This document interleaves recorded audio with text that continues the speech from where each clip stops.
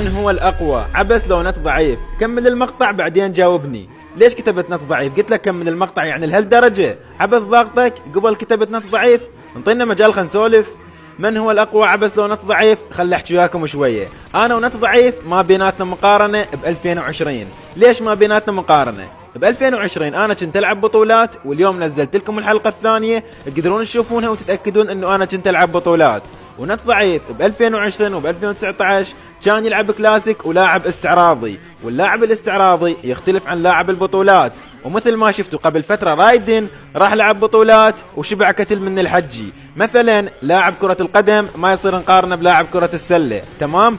فاكو فرق بينه وبين نت ضعيف ب 2020، يعني ماكو مقارنه. فما يصير تقول عبس اقوى من نت ضعيف لو نت ضعيف اقوى من عبس سابقا.